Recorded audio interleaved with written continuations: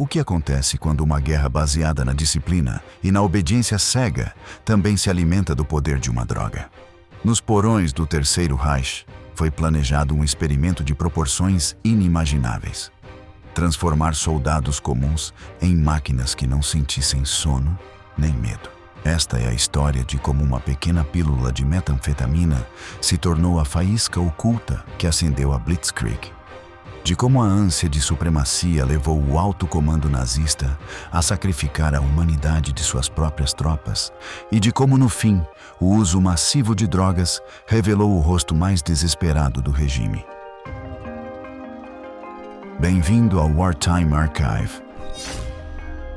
A Guerra Química do Terceiro Reich, o nascimento do Pervitin. O uso de substâncias para potencializar a coragem em combate não começou com os nazistas. Séculos antes, os guerreiros berserker dos povos nórdicos lançavam-se nus à batalha depois de ingerir cogumelos alucinógenos ou cerveja fermentada com ervas, entravam em transe e despedaçavam seus inimigos, aterrorizando até os romanos. Essa mistura de mito e química fascinou sociedades belicosas por 1000 anos. Na Europa do século XX, médicos se interessavam por novas moléculas. Cocaína e ópio eram prescritos para dores e fadiga, e laboratórios japoneses sintetizavam pela primeira vez uma metanfetamina pura. Em 1938, a farmacêutica Temmler-Werke registrou na Alemanha um estimulante chamado Pervitin, uma versão modificada da metanfetamina que prometia eliminar o cansaço. Otto Ranke, médico do exército, testou-o em 90 estudantes universitários e concluiu que poderia revolucionar a guerra. Os resultados foram tão espetaculares que em poucos meses o Ministério da Guerra autorizou sua distribuição em larga escala. Para os estrategistas do Reich, a droga era perfeita, barata, fácil de produzir e de efeito imediato. O alto comando não tardou a integrá-la em seus planos de invasão. Assim nasceu a arma secreta da Blitzkrieg. Comprimidos brancos do tamanho de uma aspirina, guardados em pequenas caixas de papelão com a inscrição Pervitin e distribuídos aos milhões à Wehrmacht. O entusiasmo não se limitou ao exército. A imprensa alemã promoveu o Pervitin como um milagre moderno que ajudava donas de casa a concluir tarefas domésticas e trabalhadores de fábrica a aumentar a produtividade. Era vendido em farmácias, inclusive na forma de bombons cobertos de chocolate, anunciados como fonte de energia para mulheres. A cultura popular abraçou a ideia de que uma pílula podia eliminar a fadiga. Em cafés e bares, jovens comentavam suas experiências com o estimulante sem imaginar os riscos. Numa sociedade obcecada pela eficiência, o Pervitin se encaixou perfeitamente. O governo nazista apresentou a droga como exemplo da superioridade científica alemã. Médicos da Wehrmacht receberam instruções detalhadas sobre como administrá-la. 3 pílulas espaçadas podiam manter um soldado em alerta por 48 horas, mas advertia-se que o excesso poderia causar taquicardia. Na prática, esse aviso raramente foi respeitado. A pressão por avançar rapidamente e surpreender o inimigo superou qualquer prudência. A fé na ciência e a convicção de que o corpo podia ser moldado como uma máquina criaram um ambiente no qual as drogas eram percebidas como ferramentas legítimas de guerra. A propaganda da época ajudou a disseminar a ideia de que o Pervitin era inofensivo. A revista feminina, Das Ideale Heim, o recomendava às donas de casa que precisavam limpar, cozinhar e costurar por horas. Anúncios em jornais de Berlim mostravam mulheres elegantes consumindo Pervitin chocolate, pequenas barrinhas de chocolate recheadas com metanfetamina, para terminar as tarefas do lar sem esforço. Motoristas de caminhão do serviço postal recebiam pílulas para completar rotas de longa distância. E os estudantes eram incentivados a tomar uma dose antes das provas para melhorar o desempenho. Em poucas semanas, o estimulante tornou-se um fenômeno social. Cartas privadas de mães jovens descreviam como se sentiam capazes de tudo após 2 bombons e como podiam costurar roupas para os filhos até de madrugada sem cansar. A ilusão de poder infinito espalhou-se como um perfume sedutor pelas cidades. No entanto, essa expansão civil também gerou preocupação. Alguns médicos denunciaram que pacientes chegavam aos consultórios com tremores e taquicardia após se habituarem à pílula. Um jornal de Hamburgo publicou um relato anônimo de uma enfermeira que descrevia palpitações, sudorese e queda de cabelo entre os que abusavam do estimulante. Embora as autoridades tenham tentado censurar esses alertas, a contradição era evidente. Uma sociedade que pregava a pureza racial fomentava a dependência química. A demanda civil também pressionou a produção. A Temmler-Werke foi obrigada a priorizar o fornecimento militar. Ainda assim, o uso civil continuou de forma clandestina. Ao final da guerra, muitos civis armazenavam caixas de Pervitin como se fossem ouro, convencidos de que precisariam delas para sobreviver aos bombardeios e à fome. A popularidade do Pervitin entre as donas de casa foi tão grande que alguns historiadores falaram em uma geração dopada. Organizaram-se reuniões em clubes femininos, onde representantes da Temmler explicavam os benefícios da pílula. Amostras eram distribuídas em pacotes decorados com motivos florais, e depoimentos de mulheres relatavam como conseguiam limpar vários andares e lavar montanhas de roupa em uma única manhã. O Estado via com bons olhos essa euforia doméstica porque liberava a mão de obra masculina para o fronte. Contudo, logo surgiram cartas às redações de jornais locais denunciando desmaios, arritmias e casos de colapso nervoso entre as consumidoras. Algumas gestantes perderam os bebês, fato que médicos críticos vincularam ao consumo excessivo. A resposta oficial foi culpar o abuso individual, em vez de reconhecer a toxicidade da substância. Ainda assim, a dependência civil tornou-se um problema de saúde pública. Clínicas de maternidade em Viena e Munique registraram aumento de partos prematuros e nascimentos com baixo peso, sinais inequívocos de que a metanfetamina atravessava na barreira placentária. A ligação entre a droga e a queda da natalidade permaneceu tema tabu na propaganda, que preferia mostrar famílias loiras e sorridentes cercadas por crianças robustas. O motor da Blitzkrieg, tanques, pílulas e velocidade. No início da guerra, os tanques alemães não eram os monstros blindados que depois aterrorizariam meio continente. As divisões Panzer dependiam de modelos leves, com canhões modestos, que só podiam se impor se atacassem com uma rapidez demolidora. O plano de Hitler para invadir a Polônia e depois a França baseava-se em avanços contínuos, dia e noite, sem conceder aos defensores tempo para se reagrupar. No entanto, a resistência humana era um obstáculo. Até o soldado mais disciplinado precisa dormir. Para superar essa limitação, as pílulas de Pervitin foram introduzidas no kit padrão. Cada tripulante de blindado, cada motorista de caminhão e cada mensageiro recebeu um pequeno pacote com instruções de usar quando a fadiga ameaçasse desacelerar a ofensiva. Durante a invasão da Polônia, consumiram-se dezenas de milhões de comprimidos. Relatórios da época descrevem pelotões de infantaria marchando até 50 horas seguidas sem descansar. Artilheiros que mantinham a pontaria fina, enquanto as mãos tremiam, e motoristas que percorriam centenas de quilômetros por estradas destruídas sem piscar. Os oficiais calculavam a dose quase como se fosse munição. Cada pílula equivalia a várias horas de avanço, e a combinação de dezenas de pílulas permitia cobrir uma frente inteira em questão de dias. Para as forças polonesas e francesas, o inimigo parecia imparável. As colunas Panzer surgiam de surpresa em lugares considerados seguros. Atravessavam rios, cercavam cidades e continuavam avançando antes que os defensores pudessem reagir. O próprio Winston Churchill ficou perplexo com a velocidade dos ataques. Ele não entendia como os motoristas alemães conseguiam cruzar longas distâncias sem reabastecer, manobrar com precisão e atacar com tanta energia. A resposta estava naquelas caixas de papelão.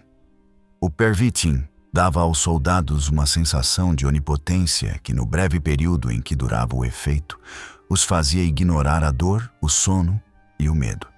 Entre abril e dezembro de 1939, as fábricas forneceram quase 30 milhões de pílulas. Durante a campanha da França, foram distribuídos mais de 35 milhões adicionais. Algumas unidades tomaram até 4 comprimidos por dia durante semanas. A curto prazo, o resultado foi um sucesso. A Polônia caiu em 28 dias e a França em pouco mais de 6 semanas. A Blitzkrieg parecia invencível e o mundo passou a falar de uma maquinaria bélica sobre-humana. O Pervitin não afetava apenas a infantaria e os tripulantes de tanques. Os pilotos da Luftwaffe o tomavam antes de missões noturnas. Os submarinistas o usavam para suportar longas imersões. Os operadores de rádio, que precisavam manter comunicação constante entre unidades em movimento, consumiam pílulas para permanecer alertas diante dos zumbidos e das interferências. A rede de mensageiros motorizados que ligava as divisões dependia de motociclistas capazes de percorrer centenas de quilômetros numa única noite sob o efeito do estimulante. Na frente ocidental, o Pervitin ajudou soldados a transitar por florestas escuras, desviando de barricadas e obstáculos, com uma concentração quase sobre-humana. No entanto, os relatos de guerra também registram acidentes causados pela fadiga acumulada. Motoristas que, após consumir pílulas demais, começavam a ter alucinações e perdiam o controle do veículo. Artilheiros que confundiam ordens e atiravam contra posições amigas. Soldados que, na euforia, avançavam longe demais sem apoio e caíam em emboscadas. A droga eliminava temporariamente os sinais do corpo, mas não o desgaste real. Cada quilômetro percorrido, sob seus efeitos, cobrava um pedágio de exaustão futura. À medida que a Blitzkrieg se estendia para o leste, as distâncias aumentavam e as condições se tornavam mais extremas. O inverno russo confrontou os soldados dopados com temperaturas de 30 graus abaixo de zero, neve até a cintura e estradas congeladas. O Pervitin continuava circulando, mas agora era combinado com álcool e tabaco. Muitos homens tomavam as pílulas com goles de aguardente para atenuar a sensação de frio. O efeito era imprevisível. Alguns entravam num estado de hiperatividade e riso nervoso. Outros mergulhavam num mutismo sombrio. Os comandantes passaram a notar que, após longos períodos de uso contínuo, a disciplina se erodia. Os soldados discutiam ordens, reagiam com agressividade à menor provocação e exibiam sintomas de paranoia. Em cartas censuradas que sobreviveram, alguns confessavam às famílias que se sentiam presos a um ciclo de euforia e depressão. O motor químico da Blitzkrieg funcionava, mas a um custo psicológico incalculável. A campanha da França colocou à prova a combinação de Panzer e pílulas de maneira espetacular.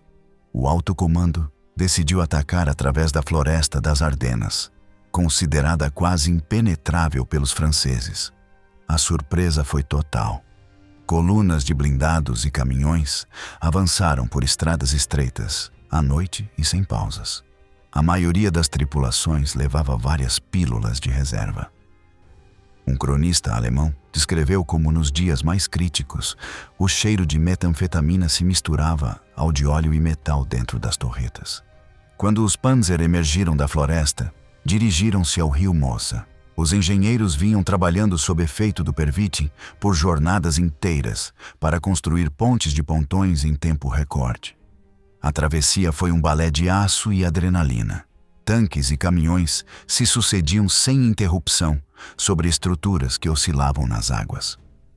Os defensores franceses não entendiam como uma força tão numerosa havia chegado tão longe sem descansar. Em Dunkerque, o cerco alemão se fechou com a mesma energia. Soldados dopados lançaram-se aos combates urbanos com um ímpeto que surpreendeu os britânicos. À noite, os alemães deslocavam-se com lanternas vermelhas e pílulas no bolso, enquanto os aliados exaustos tentavam evacuar suas tropas através do canal. Relatos de veteranos britânicos colhidos décadas depois mencionam o olhar vítreo e o riso nervoso dos soldados alemães que encontravam nas ruas um riso que parecia deslocado em meio à guerra. A Blitzkrieg no oeste virou um laboratório que validou a eficácia da droga. Os generais tomaram nota e a levaram para o leste. Em junho de 1941, começou a invasão da União Soviética, a maior operação terrestre da história. As distâncias eram enormes, as estradas precárias e os inimigos inúmeros. As pílulas de Pervitin foram distribuídas em quantidades ainda maiores. Cada soldado carregava um envelope lacrado com seu nome e uma dose indicada para várias semanas. Os comandantes as entregavam em momentos-chave, ao atravessar uma floresta na região bielorrussa, ao cercar uma cidade fortificada na Ucrânia, ao cruzar um rio congelado no inverno. A utilidade da droga era inegável. Permitia avançar quando os cavalos desabavam e os motores congelavam, mas também se mostrou insuficiente diante da imensidão da frente oriental. Com o passar dos meses, o avanço desacelerou. O Pervitin mantinha os homens acordados, mas não impedia que os tanques ficassem sem combustível, nem que as estradas se transformassem em lamaçais impossíveis. Soldados exaustos da Wehrmacht escreviam em seus diários que o efeito da pílula já não os fazia sentir poderosos, mas sim vazios. A paisagem infinita da estepe, o frio cortante e a resistência soviética corroíam a fé na droga. Alguns comparavam seu estado ao de um fantoche. Seus corpos se moviam porque eram ordenados, mas a mente estava longe, num lugar de quietude impossível. O modelo de guerra relâmpago não teria sido possível sem uma logística impecável. Cada tanque precisava de combustível, munição, peças de reposição, comida para sua tripulação e, claro, pílulas. Os trens que abasteciam as divisões Panzer levavam vagões cheios de sacos de farinha, barris de gasolina e caixas de Pervitin. Durante a campanha dos Balcãs, em 1941, os transportes cruzaram montanhas e vales abastecendo os blindados que avançavam em alta velocidade rumo à Iugoslávia e à Grécia. Uma carta de um intendente descreve como, ao chegar a uma estação na Sérvia, os soldados se lançaram sobre as caixas de pílulas antes mesmo do pão. Sabiam que, sem elas, não suportariam as longas marchas por estradas danificadas por bombardeios. Na frente africana, a situação era diferente. Rommel resistiu ao uso massivo de Pervitin, mas os pilotos da Luftwaffe e os motoristas dos caminhões do Afrika Korps dispunham de reservas para cruzar o deserto líbio. A combinação de calor extremo e estimulantes provocou alguns episódios de insuficiência renal, pois as pílulas suprimiam a sensação de sede. As unidades médicas tiveram de investigar como equilibrar o uso de drogas com a hidratação. Os suprimentos da campanha do Cáucaso incluíam tanto correntes para neve quanto frascos de metanfetamina imagem, que resume a obsessão por antecipar cada obstáculo com uma solução técnica, mesmo que consistisse em dopar os soldados. Os diários de um capitão de artilharia em Stalingrado contam que, quando a cidade se transformou numa ratoeira de ruínas, as pílulas eram usadas para aguentar os ataques noturnos e os bombardeios constantes. Mas ele também escreve que os olhares de seus homens estavam cada vez mais vazios, como se a droga lhes tivesse consumido a alma. A ansiedade permanente, o ruído, o frio e o Pervitin criaram uma combinação explosiva que levou muitos à loucura. As ordens do alto comando exigiam heroísmo. Os corpos, literalmente, já não respondiam. O preço da invencibilidade: dependência, colapso e abstinência. Após o êxtase inicial, a realidade do Pervitin revelou-se brutal. A química que havia eliminado o sono não eliminara as necessidades do corpo. Quando os efeitos da pílula se dissipavam, os homens que haviam marchado sem descanso caíam numa exaustão tão profunda que podiam dormir dias inteiros. As visões de onipotência transformavam-se em pesadelos e muitos soldados sofriam delírios e episódios psicóticos. Tinham passado semanas alimentando-se apenas de estimulantes e rações frias. Ao retirar o fármaco, os músculos enfraqueciam, surgiam vômitos e diarreias, e a mente mergulhava no caos. Em 1940, os hospitais militares encheram-se de soldados que mal conseguiam ficar de pé. Relatórios médicos mencionam ataques de ansiedade, surtos de violência contra companheiros, alucinações e depressões profundas. A dependência surgia rapidamente. Um soldado que tomava várias pílulas por dia durante uma semana precisava de doses crescentes para voltar a sentir o mesmo impulso.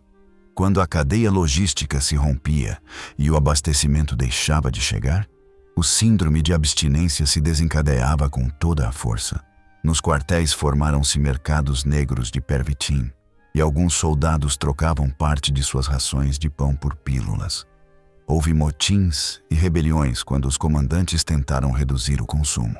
O exército foi obrigado a publicar circulares para restringir o uso, mas o dano já estava feito.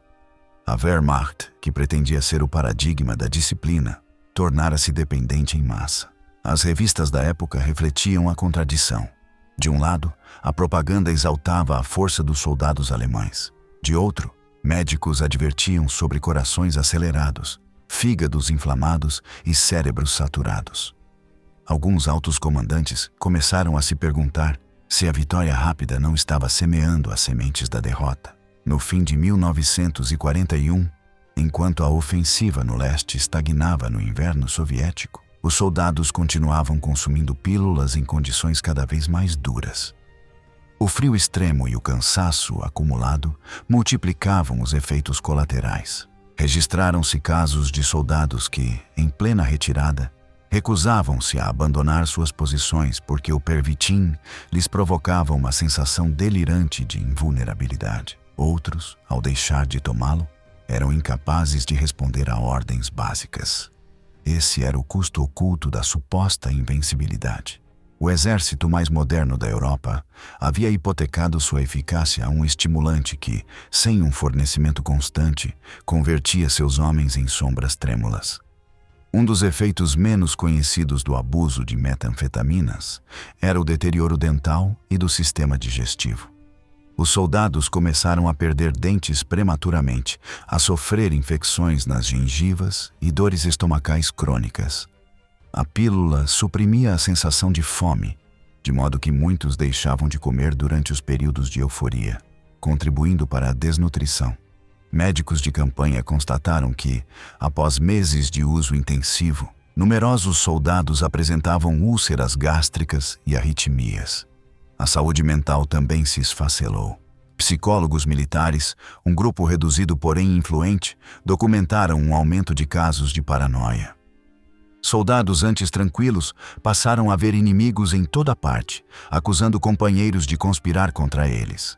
Alguns oficiais relataram incidentes nos quais seus homens abriam fogo contra silhuetas imaginárias na escuridão. A agressividade multiplicou-se.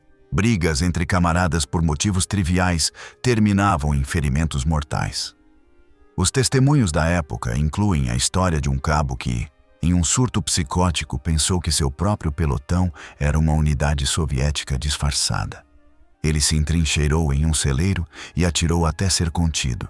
Esse tipo de episódio alimentou a desconfiança entre as tropas e complicou a coordenação. No plano social, a dependência estendeu-se para além da frente. Muitos soldados enviavam pílulas às famílias, convencidos de que ajudariam esposas e mães a trabalhar mais. A população civil, submetida ao racionamento e aos bombardeios, habituou-se a recorrer a estimulantes. Após anos de propaganda sobre a superioridade da ciência alemã, milhões de pessoas começaram a consumir Pervitin sem controle. Médicos civis denunciaram o aumento de casos de mulheres com corações enfraquecidos e de operários que desabavam nas fábricas.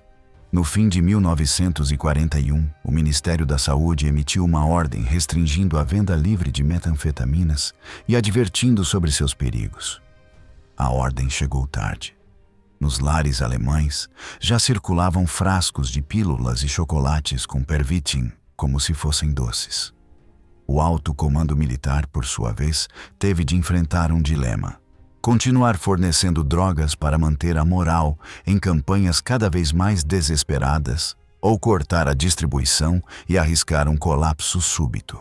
Finalmente, optou-se por reduzir gradualmente as doses e combinar as pílulas com períodos de descanso, mas o dano acumulado e a dependência não seriam revertidos. As consequências do abuso não ficaram documentadas apenas em relatórios médicos. Aparecem também em cartas e diários pessoais preservados em arquivos privados. Em um deles, Um soldado da Baviera conta como depois de uma marcha de 3 dias sem dormir, começou a ver a mãe em cada arbusto. Eu a cumprimentava e pedia perdão pelo que estava fazendo, escreve, mas quando me aproximava era só uma árvore. Essa mistura de alucinação e culpa repetiu-se em inúmeros testemunhos. Outro soldado da Renânia descreveu uma noite em que a lua parecia transformar-se em uma lâmpada elétrica e as estrelas em lâmpadas. O Pervitin, dizia, fazia-o acreditar que podia ver através das colinas e antecipar os ataques.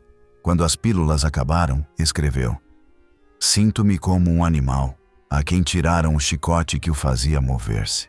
Tudo dói, até respirar." As famílias também sofreram os efeitos da abstinência. Em uma carta à esposa, um cabo confessava ter medo de voltar para casa porque não sabia como viver sem a droga.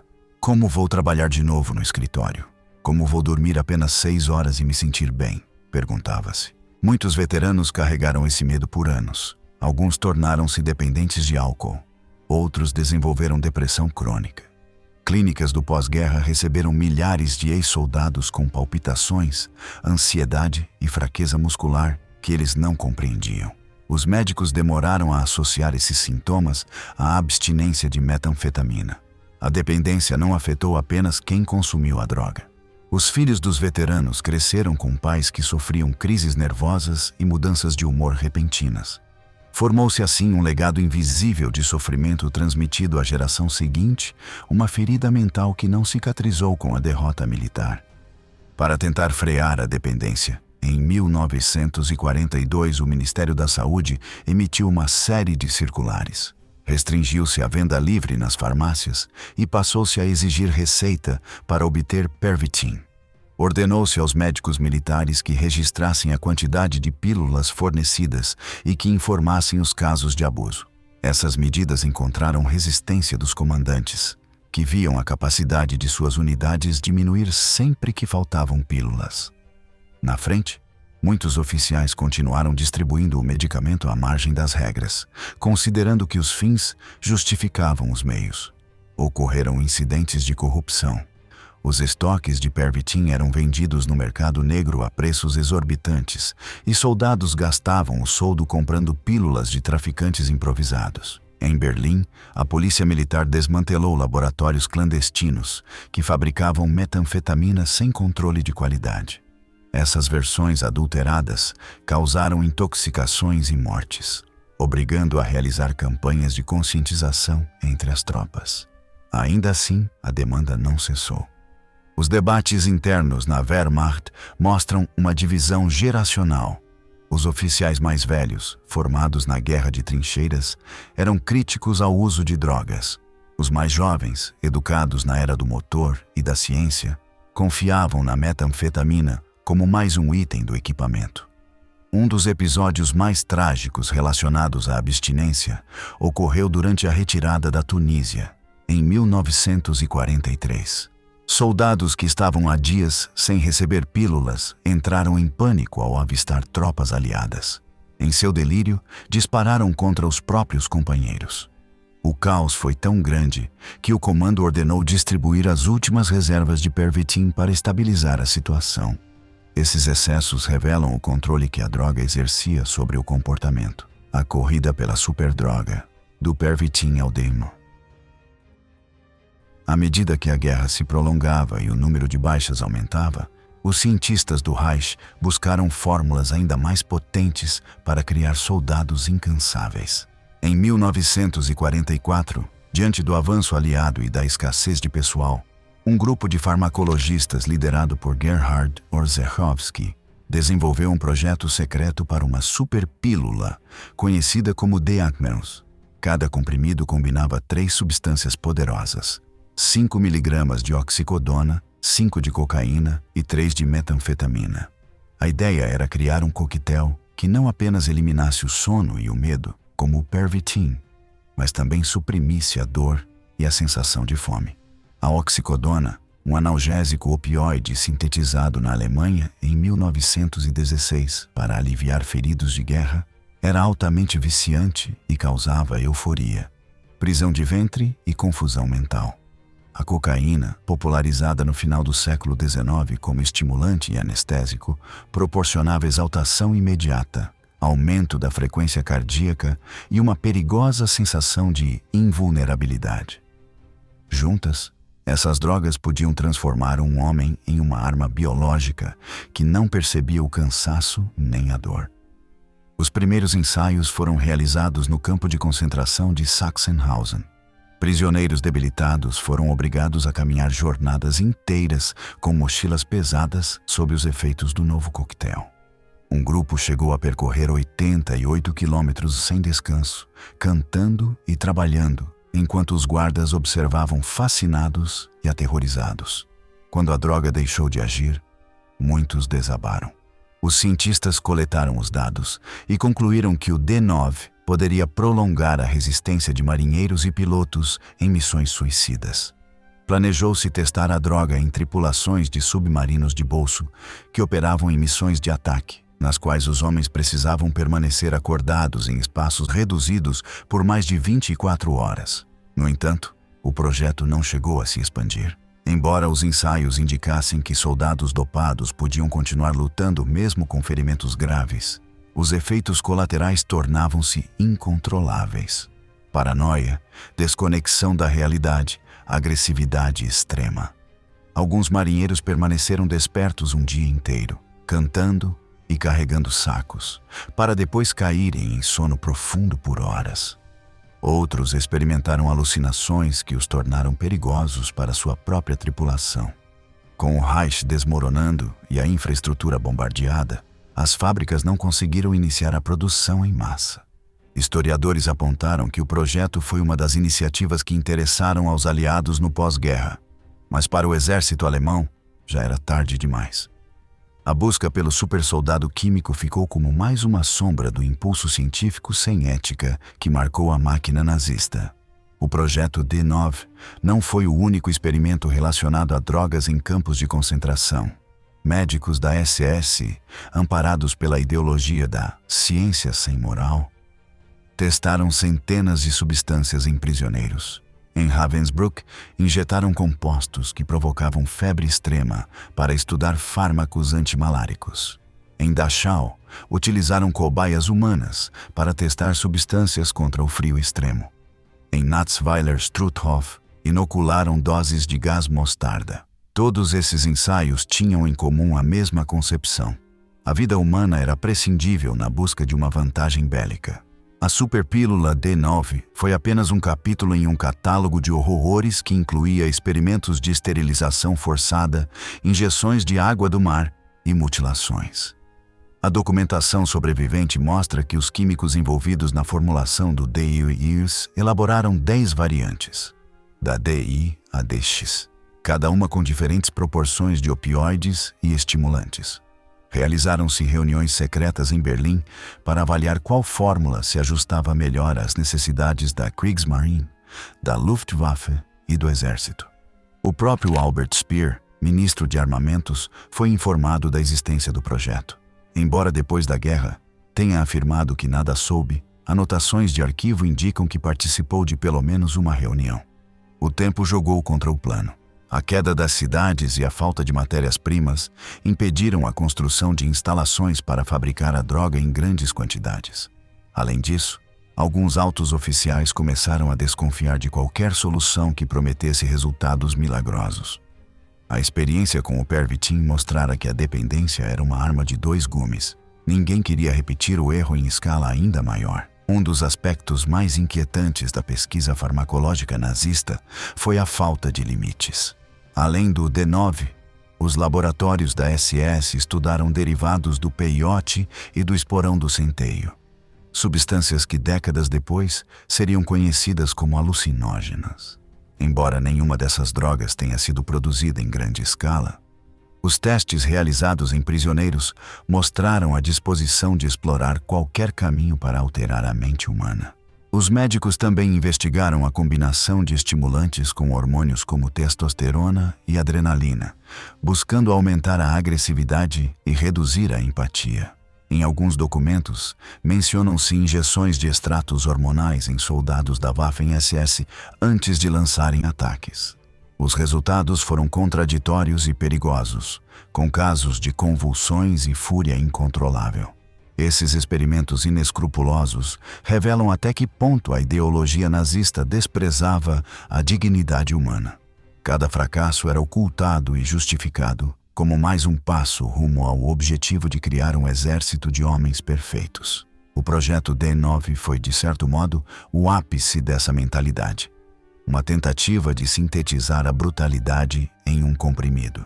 O próprio Orzechowski deixou notas reconhecendo que a mistura de opioide, cocaína e metanfetamina era perigosa, mas também escreveu que o sacrifício de alguns prisioneiros é insignificante diante da possibilidade de uma vitória total. As consequências morais desses experimentos ressoam hoje em debates sobre ética na pesquisa biomédica. Sempre que se discute a necessidade de consentimento informado ou a proibição de experimentar com populações vulneráveis, lembram-se as vítimas dos médicos nazistas. A ciência, usada sem moral, não passa de tecnologia da crueldade. Depois da guerra, os documentos sobre o D9 foram capturados pelos aliados. Nos Estados Unidos, a Operação Paperclip recrutou dezenas de cientistas alemães para aproveitar seus conhecimentos. Embora a maioria estivesse relacionada a foguetes e aviação, alguns farmacologistas foram interrogados sobre suas pesquisas. Americanos e soviéticos interessaram-se em saber até que ponto os nazistas haviam avançado no campo dos estimulantes militares. Há registros de interrogatórios com Orzechowski que descrevem a composição da pílula e os resultados dos testes. A partir dessas informações, as potências vencedoras continuaram pesquisando separadamente. Na Guerra Fria, os experimentos com estimulantes prosseguiram, e as anfetaminas foram incorporadas em diferentes exércitos sob controle médico. As guerras da Coreia e do Vietnã viram pilotos norte-americanos consumirem Go Pills, comprimidos de anfetamina para manter o estado de alerta durante missões longas. Embora esses medicamentos fossem administrados com maior cautela, a semente plantada pela Alemanha nazista continuou germinando. A pesquisa do D9 também abriu caminho para refletir sobre os limites éticos da experimentação humana. Nos julgamentos de Nuremberg, médicos nazistas foram julgados por crimes contra a humanidade, incluindo o uso de prisioneiros para testar drogas. Estabeleceram-se os princípios do Código de Nuremberg, que exigem consentimento informado e proíbem experimentos que possam causar morte ou sofrimento desnecessário. Esses princípios tornaram-se a base da ética médica moderna e uma resposta direta aos horrores cometidos em projetos como o D9. Por isso, a história da superdroga não é apenas um relato macabro, mas também um lembrete de como a ciência pode se desviar quando é totalmente subordinada à guerra. Kamikazes germânicos, o Esquadrão Leônidas e a última aposta. Enquanto os cientistas buscavam drogas milagrosas, os chefes da Luftwaffe idealizaram outra resposta extrema: pilotos suicidas que detivessem os bombardeiros aliados, chocando seus aviões contra eles. Inspirados pelos ataques kamikazes japoneses, Otto Skorzeny e a piloto de testes, Hannah Reich, propuseram criar uma unidade especial em 1944. No início, Hitler rejeitou a ideia, pois considerava que a guerra podia ser vencida com armamento convencional. Mas, quando as bombas choveram sobre Hamburgo, Colônia e Berlim, a desesperação se impôs. Em 7 de março de 1945 formou-se o Sonderkommando Elbe, um grupo de combate com base no rio Elba. Seus membros se autodenominaram Esquadrão Leônidas, em alusão aos 300 espartanos que defenderam as Termópilas. Cerca de 2.000 voluntários se apresentaram.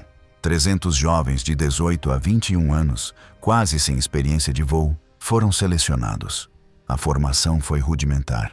10 dias de aulas teóricas sobre como se aproximar dos bombardeiros B-24 e B-17 pela retaguarda e partir suas caudas com a hélice. Mal havia combustível e peças de reposição para treinar. Para preparar os pilotos para a missão suicida, os instrutores recorreram a drogas e condicionamento mental. Administrou-se Pervitin, cocaína e opiáceos. Serviu-se álcool em abundância. Os pilotos eram obrigados a cantar hinos patrióticos enquanto eram exibidos filmes de desfiles e ruínas fumegantes. Prometeu-se a eles 10% de chances de sobrevivência, embora todos soubessem que a realidade seria diferente. No dia do ataque, 7 de abril de 1945, cerca de 180 caças Messerschmitt decolaram para interceptar uma formação aliada que se dirigia à cidade de Dessau, escoltada por centenas de caças. O plano era que os pilotos alemães se posicionassem acima dos bombardeiros e mergulhassem como tubarões, usando seu próprio aparelho como ariete. O primeiro piloto a impactar foi Heinrich Henkel, que se lançou contra o avião líder e conseguiu destruí-lo. Surpreendentemente, saltou de paraquedas e sobreviveu. Outros seguiram seu exemplo, investindo pelas caudas ou pelas asas. Após 45 minutos de combate, o resultado foi desastroso para a Alemanha. Muitos caças tiveram de regressar por falhas mecânicas. Outros foram abatidos antes de chegar ao objetivo. Calcula-se que dos 180 pilotos que partiram, quase meia centena foi abatida sem ter conseguido atacar. Apenas alguns poucos bombardeiros foram destruídos. Em terra, a propaganda nazista apresentou a missão como um ato heróico e garantiu que aperfeiçoaria a técnica. Mas ela nunca voltou a se repetir. Os próprios pilotos, dopados até os limites da consciência, ficaram marcados pela experiência. E alguns testemunhos afirmaram que a visão de homens ardendo no céu era demais para que o experimento se repetisse. As forças aéreas dos Estados Unidos, por sua vez, ocultaram o episódio para evitar contagiar o medo entre suas tripulações. O Esquadrão Leônidas tornou-se símbolo do desespero final do Reich. Jovens transformados em mísseis humanos, impulsionados por drogas e propaganda, enviados a uma morte quase certa numa tentativa inútil de deter o inevitável. Por trás da história oficial, há outros detalhes que mostram até que ponto esses jovens foram manipulados. O treinamento do Esquadrão Leônidas não se limitou ao técnico. Os instrutores elaboraram rituais para construir uma mentalidade de sacrifício. Cada dia começava com a leitura de passagens da saga dos Nibelungos e de antigos textos germânicos que glorificavam a morte heróica. À noite, os pilotos se reuniam numa sala decorada com tochas, onde um orador lhes lembrava as atrocidades dos bombardeios aliados. Fotos de crianças mortas, relatos de idosos soterrados sob escombros. Repetia-se que sua ação salvaria a Alemanha do extermínio. O uso de substâncias potencializava essa atmosfera. Após cada sessão de doutrinamento, distribuíam-se copos de aguardente e pílulas para fortalecer o espírito. Os que duvidavam eram isolados e submetidos a sessões adicionais de propaganda. Apesar dessa pressão, alguns jovens tentaram escapar da missão. Há registro de várias prisões em Stendal de pilotos que tentaram desertar. Outros, num ato de desespero, chocaram seus aviões em campos vazios durante o treinamento para simular falhas mecânicas. O fracasso do ataque de 7 de abril não se deveu apenas à falta de técnica, mas também à resistência interna de homens que, no fundo, desejavam sobreviver. Depois da guerra, alguns ex-membros do Esquadrão Leônidas se reuniram em segredo para lembrar seus companheiros caídos e falar da culpa que os acompanhou por toda uma vida. Um deles, entrevistado nos anos 1960, declarou: "Doparam-nos e mentiram para nós. Éramos meninos que queríamos ser heróis, transformaram-nos em armas descartáveis." Essas confissões tardias, ignoradas durante décadas, lançam luz sobre o sofrimento dos jovens presos entre a propaganda e a química. No topo do poder, drogas e decadência entre os líderes nazistas. O consumo de drogas não se limitava aos soldados. No ápice do regime, o círculo íntimo de Hitler era um cenário de dependências e experimentos médicos. Göring, herói de guerra e chefe da Luftwaffe, desenvolveu uma forte dependência de morfina após ser ferido no golpe fracassado de 1923. Embora tenha tentado se reabilitar em um sanatório sueco, nunca abandonou completamente os opiáceos e, ao fim da guerra, consumia paracodina em quantidades que espantavam até seus colegas. Quando se rendeu em 1945, levava dezenas de milhares de comprimidos na bagagem. Hitler, que publicamente cultivava a imagem de um asceta vegetariano, estava sob o controle de seu médico pessoal, Theodor Morell, apelidado de Chanceler das Agulhas. A partir de 1936, Morell passou a aplicar nele vitaminas, hormônios, estimulantes e calmantes. Depois do complô de 20 de julho de 1944, quando uma bomba explodiu perto do Führer, Morell aumentou as doses. Anotações médicas encontradas após a guerra indicam que Hitler recebia injeções de Eukodal, um opioide semelhante à heroína, misturas de cocaína líquida para aliviar a garganta, metanfetaminas para mantê-lo ativo e tranquilizantes para reduzir a ansiedade. Em alguns dias, tomava quase 30 pílulas e recebia várias injeções. O efeito era ambíguo. Às vezes parecia cheio de energia, com discursos fervorosos e gesticulações hipnóticas. Em privado, sofria tremores, insônia, acessos de fúria e episódios depressivos. A tênue linha entre a euforia química e o colapso ficou mais evidente à medida que a guerra avançava. No bunker de Berlim, enquanto as bombas soviéticas caíam sobre a cidade, Morell continuava administrando coquetéis de drogas ao líder nazista.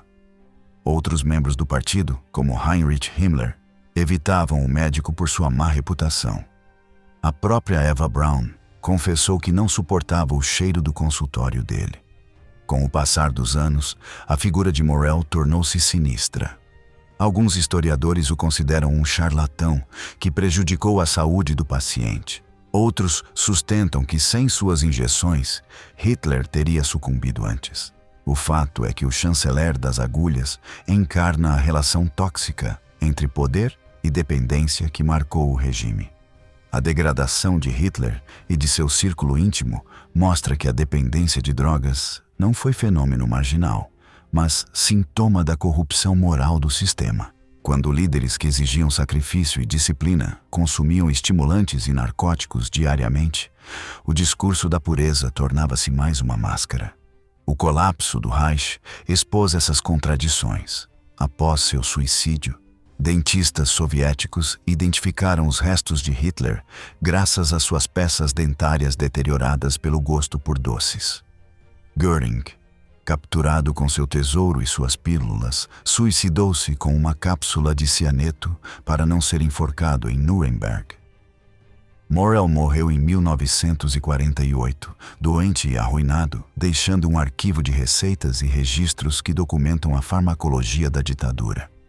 Para além desses protagonistas, numerosos oficiais de alto escalão recorreram a estimulantes e calmantes. O ministro da propaganda, Joseph Goebbels, tomava tônicos para a voz e gotas de cocaína para se manter acordado durante seus maratonas oratórias.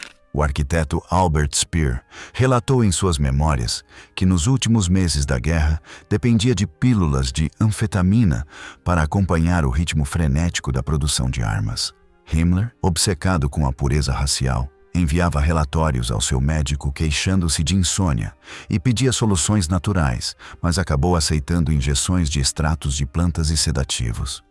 A hipocrisia era palpável. Enquanto as leis nazistas puniam viciados e os rotulavam de antissociais, os hierarcas se automedicavam com um arsenal de substâncias proibidas ao restante da população. Nos processos de Nuremberg, alguns desses detalhes vieram à tona. Os promotores interrogaram Morell e outros médicos sobre os tratamentos administrados. Os acusados tentaram minimizar sua importância, alegando que eram vitaminas e tônicos inofensivos. Mas as análises químicas mostraram o contrário. O depoimento de um enfermeiro do quartel-general revelou que antes de cada reunião importante, preparava-se uma bandeja com ampolas e seringas para Hitler e seus colaboradores. A dependência química estava entranhada na tomada de decisões do regime. A decadência pessoal dos líderes refletiu-se em sua incapacidade de reconhecer a realidade. As drogas amorteceram a percepção do fracasso, alimentaram ilusões de vitória e atrasaram a aceitação da derrota. Quando finalmente a derrota se impôs, muitos buscaram refúgio na morte, suicidaram-se ou fugiram. O legado de suas dependências ficou registrado em frascos vazios e receitas manchadas, símbolos de um poder que desabava sobre si mesmo. A relação entre saúde mental e violência se evidencia na evolução de Hitler. Desde jovem mostrou traços narcisistas e temperamento explosivo, mas sua dependência de estimulantes intensificou esses traços. Os tremores nas mãos, visíveis em filmagens de 1944, foram atribuídos inicialmente ao mal de Parkinson. No entanto, muitos neurologistas atuais acreditam que se deviam à intoxicação por anfetaminas e à tensão permanente. Seu olhar tornou-se cada vez mais vidrado, a pele pálida e o caráter imprevisível. Transcrições de reuniões mostram que interrompia seus generais com digressões caóticas e se perdia em monólogos intermináveis. O efeito do Eucodal sobre seu ânimo era particularmente perigoso. A oxicodona suprime a dor e proporciona uma sensação de bem-estar que pode desinibir. Para um homem que já se julgava investido de uma missão providencial, essa sensação se traduzia em desprezo ainda maior pelas vidas alheias. Göring, por sua vez, passou de piloto carismático e valente a caricatura de si mesmo, viciado em joias, uniformes extravagantes e comida. Sua dependência de paracodina, um opioide, tornou-se tão conhecida entre os oficiais que muitos zombavam de sua tendência a adormecer em reuniões ou a exibir humor cambiante. Durante seu julgamento em Nuremberg, tentou se apresentar como um homem razoável, mas seus olhos encovados e a pele inchada denunciavam anos de abuso. Seu suicídio com uma cápsula de cianeto foi o último gesto de controle numa vida marcada pela busca de evasão através da droga. O médico Theodor Morell, que começou como obstetra com aspirações acadêmicas, terminou como fornecedor de todo tipo de substâncias aos homens mais poderosos da Alemanha. Sua falta de higiene e métodos pouco ortodoxos geraram repulsa mesmo em um ambiente em que a brutalidade era a norma. Os documentos que mantinha em seu consultório exibem listas intermináveis de medicamentos, de simples vitaminas a extratos hormonais de animais. Entre as substâncias que injetava em Hitler, figuravam extratos de glândulas testiculares de touro, supostamente para aumentar a virilidade, e preparados de fezes purificadas para equilibrar a flora intestinal. Morell acreditava sinceramente em algumas dessas teorias, mas também entendia que sua influência dependia de manter o Führer satisfeito e dependente. Sua morte pouco depois da guerra poupou-o de enfrentar um julgamento por seus atos, mas não o julgamento da história. Outros médicos do regime, como Karl Klauberg e Sigmund Rascher, foram condenados por experimentos atrozes, incluindo testes de congelamento e esterilização que causaram sofrimento inimaginável. O contraste entre esses profissionais da medicina e o juramento hipocrático, que supostamente os regia, evidencia a profundidade da corrupção moral. A dependência e a brutalidade eram duas faces da mesma moeda no Terceiro Reich. Os soldados eram dopados para matar sem hesitar. Os líderes eram dopados para continuar sonhando com vitórias impossíveis e prisioneiros eram sacrificados em laboratórios sem escrúpulos. Ao contemplar essas histórias, não se pode evitar perguntar até onde pode chegar um sistema que renuncia à ética em nome da eficiência e do poder. Epílogo: herança de um império dopado. A história do uso maciço de drogas na Alemanha nazista é uma janela para os cantos mais sombrios do regime. Os comprimidos que impulsionaram os Panzers a atravessar a Polônia, os coquetéis testados em laboratórios da morte e as injeções que mantinham o Führer acordado revelam a obsessão pela eficiência a qualquer preço. Sob a retórica da pureza e do sacrifício, o Reich brincou com a química como arma. Transformar homens em autômatos químicos parecia uma solução fácil para as limitações da carne, mas a conta foi devastadora. No fim, nem as drogas puderam salvar o regime. O cansaço acumulado, as dependências e os efeitos colaterais minaram a moral dos soldados e expuseram a hipocrisia de líderes que se dopavam enquanto pregavam a força natural do povo alemão. Hoje sabemos que a Blitzkrieg não foi apenas fruto de uma brilhante estratégia militar e da máquina industrial, mas também de milhões de pílulas que inibiam o sono e o medo. Sabemos que em campos de concentração foram testadas drogas experimentais sem qualquer consideração pela vida. Sabemos que a elite nazista não era uma casta de super-homens, e sim um grupo de homens doentes que dependiam de seringas e frascos para funcionar. Lembrar essas histórias é indispensável para entender até onde pode chegar a desumanização em tempos de guerra. O Terceiro Reich ruiu, mas seu legado químico persiste como advertência. Quando a ciência é colocada a serviço da destruição e se desconecta da ética, as consequências são sempre monstruosas. O epílogo dessa tragédia não foi escrito apenas nos campos de batalha, mas também nos laboratórios, onde substâncias foram manipuladas sem escrúpulos, e nos lares, onde se normalizou o uso de estimulantes. Após o colapso da Alemanha, as fábricas da Temmler ficaram sob controle aliado. A produção de Pervitin foi interrompida, mas a fórmula não desapareceu.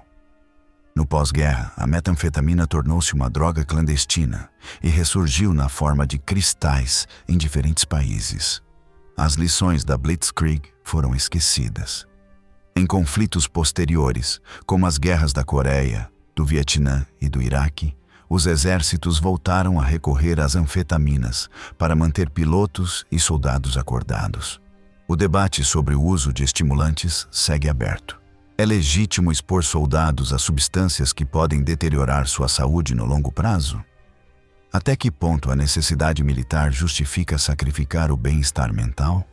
As histórias dos sobreviventes da Wehrmacht, dos prisioneiros usados como cobaias e dos líderes presos pela própria dependência, nos lembram que há linhas que nunca deveriam ser cruzadas.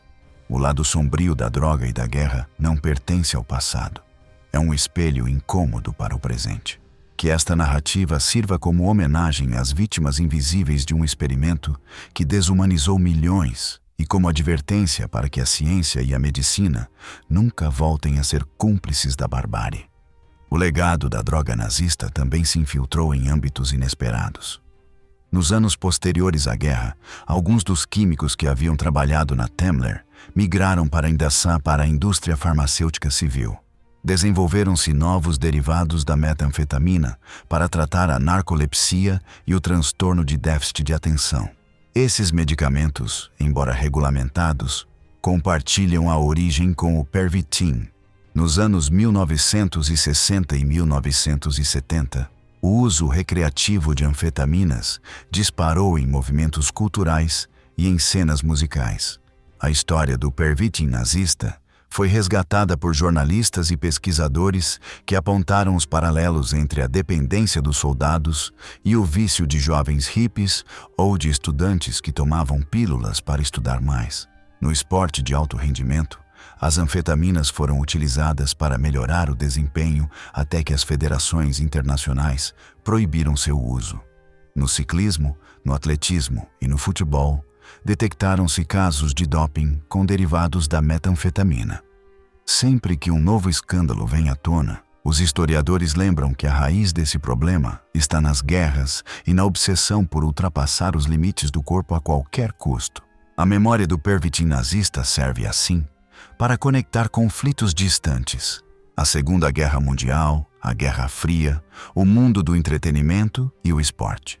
Ela nos recorda que a tentação de usar a química para obter vantagem não desapareceu.